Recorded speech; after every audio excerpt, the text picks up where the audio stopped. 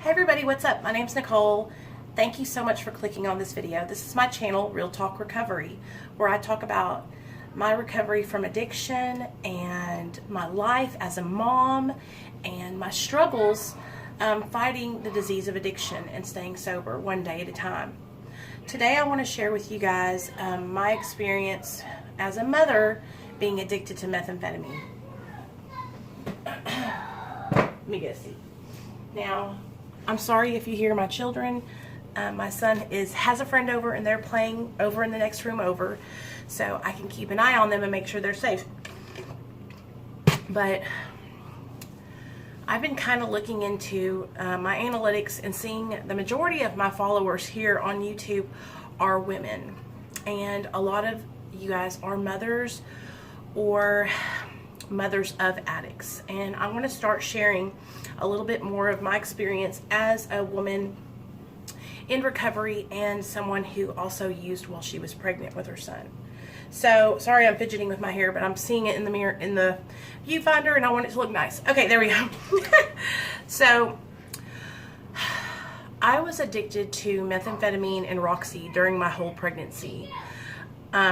I wish that I could say that when I got pregnant, I was able to stop using drugs and alcohol, but I wasn't, you guys. I tried, but I was so far in my addiction. I had been addicted for 15 years that pregnancy wasn't going to stop me from using. And I didn't think it was. And I didn't get pregnant with the intention of it stopping me.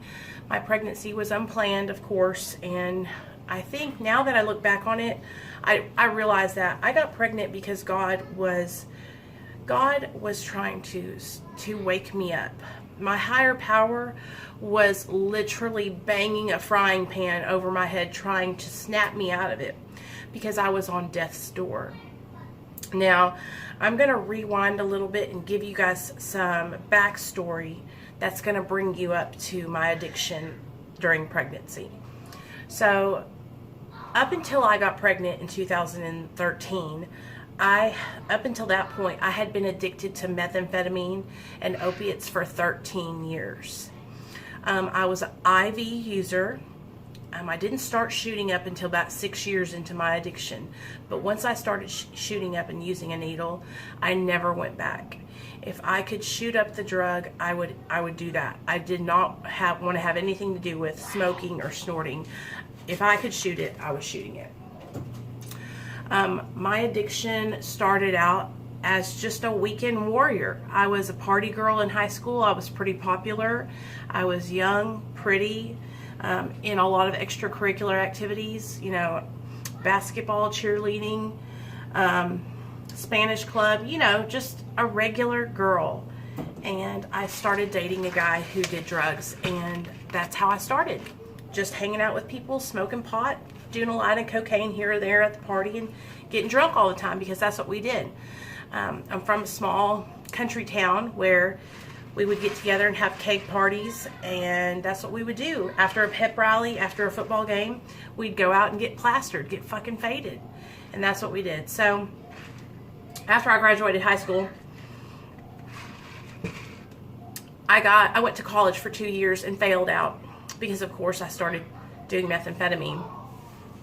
Once I started doing meth, I moved out by the time I was 19 or 20, and I was a full-blown meth addict, snorting meth to go to work, snorting meth to have sex, snorting meth to do chores around the house.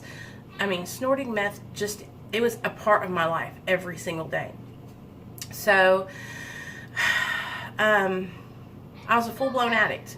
I started shooting up methamphetamine because everybody that I kept around me shot up meth. And after so many years of being around all those people, I started shooting meth.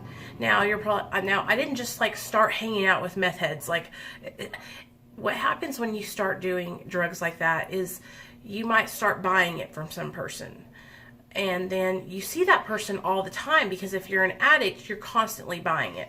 So that's how I would start to become friends with different people, was I needed the drug, so I would get it from somebody, and then we would hang out and use together. And so that's how I started like accumulating all these friends that did drugs. And then once I, since I had become a full-blown addict, I'm living on my own. Me and my boyfriend are both addicts. It was like normal to just hang out with people and do drugs all day. And I would go to work, and then when I would come home, we would do drugs all night. So that was just the normal thing, Me and that guy broke up, and I went years without having another boyfriend. And in 2012, I met my husband. And my husband was actually in a maintenance program trying to change his life and trying to get sober. And when he met me, we both just started going off the deep end and getting high. And that maintenance program just went to the wayside, and we just continued getting high. At this time, I had started shooting up Roxy's, and I was shooting meth, and we were trying to get sober, but then we would not. And then we would try again, and then we would not. So in 2013, we got pregnant. And I remember when I found out I was pregnant, my father-in-law looked at me and he was like, "Are you pregnant?" And I got so offended, you guys. I was like, "No." He was like, "I think you're pregnant." And I was like, "No, Al, I'm not pregnant." Well, 2 weeks later, I took a pregnancy test and I was pregnant. So I freaked out. I didn't know what to do. I was like, I'm going to have an abortion. I can't have a baby. I'm not staying sober. I'm fucked up. I've been on drugs for 15 years. I don't know how to be sober. I don't know how to live life without drugs. And so we sat down and talked to Neil's parents, and they were like, no, you guys can do this. You can change your life. You have a little baby in your belly, and you guys need to do this. You need to get sober. And I thought about it. And see, I had an abortion when I was 24.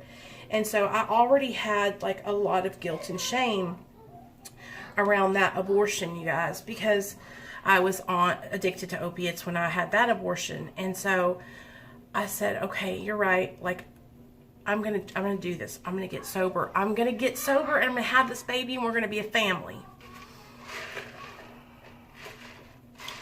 For the first month of my pregnancy, I stayed sober, you guys. Like, I white-knuckled it. And then life started happening. Then hormones started happening. Then I had to get a job. And I didn't know how to deal with all these hormones. I didn't know how to deal with stress. I didn't know how to deal with Neil's parents. I didn't know how to deal with anything. So Neil and I both relapsed and started shooting meth again. We would shoot Roxy's, but it was just a constant battle of me fighting with him. We fought my whole pregnancy because I was high all the time, and he didn't want me to be high. But then he would get high, and it was like this back and forth, back and forth, back and forth. Being high during pregnancy, I felt like the piece of shit that I was. A piece of shit. I felt like a piece of shit. I knew what I was doing was wrong, but I couldn't stop. Do you guys know what I'm saying? I would have short periods of sobriety. For those 10 months I was pregnant, 9 months I was pregnant, I would have short periods, 2 weeks, 3 weeks, a month, and then I would relapse. 2 weeks, 3 weeks, a month, and I would relapse. I was really sick during my pregnancy. I threw up all the way till I was 4 or 5 months pregnant. I wasn't gaining weight because I was constantly on stimulants. I didn't gain all my weight until I was about 7.5 months pregnant. And then I gained like 40 pounds all at one time. I wasn't taking care of myself. I could feel the baby. I could feel Nate. I could feel him in me when I would use, and my heart would be beating so fast.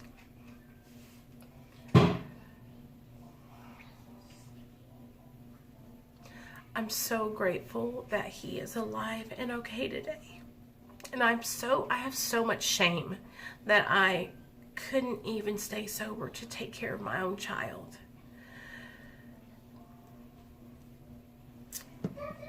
When he was born, he was perfect. He came out, he has no disabilities, no developmentally delayed situations, no learning disabilities, nothing. He's perfect. He's smart, he's intelligent, he is amazing.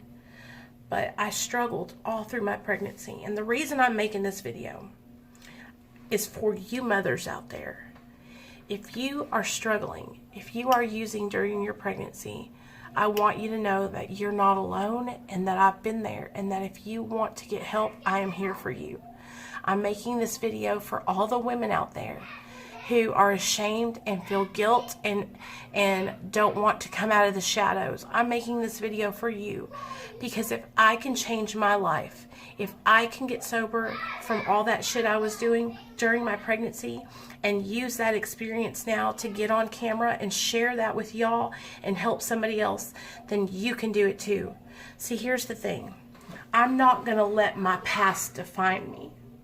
I'm not going to let that shit take me down. Because today I have a chance to make everything right. I don't have to be that person anymore. Today I will use my experience and I will use my past to help others. I do not regret it. I don't want to shut the door on it. I want to remember that shit so that way I'll never go back. And the thing that I remember the most is I remember having my son and being so afraid that he was going to be hurt. I remember having my son taken from me by DHS 1 year after I had him because I couldn't stay sober. And I will never forget that. That shit keeps me in check because the moment I forget where I came from, the moment I forget that I was a junkie, that I used drugs while I was pregnant, that I couldn't take care of my son, is the moment I'll go back to that life. So I constantly keep that in the forefront of my mind. But I don't let that shit, I don't let it take me down. I don't let the shame bring me to a negative place. I know that I was sick in my addiction then. I take full responsibility for my actions. And today, I am making it right. Today, I am making amends. I'm making a living amends to my son by being the mom that I'm supposed to be and by taking care of him. And I will never put him in harm's way ever again. I will never get him taken.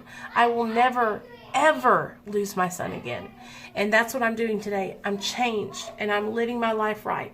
Living that amends to my child to make sure that he'll never have to go through that again. And if you're struggling and you've been there, ladies, that's all you got to do. You can make that amends, make it a living amends, and make the decision to never go back. You can do this. And if you're out there and you're struggling and you need support, please message me. I am here. You are not alone. Let's share our stories. Let's talk about it. Let's get this shit out. Don't keep it bottled up inside, because that's what kept me sick, is keeping all those feelings inside, all that shame and guilt. And I would just toss it around in my head. No one is going to shame me. I own my shit. I'm exposing myself. And today, I'm a better person because of it. I hope you guys will subscribe to my channel and click the notification bell. Give this video a thumbs up, and I'll see you guys next video. Please, please know if you're struggling, I'm here for you. I know what it's like, and you don't have to go through this anymore.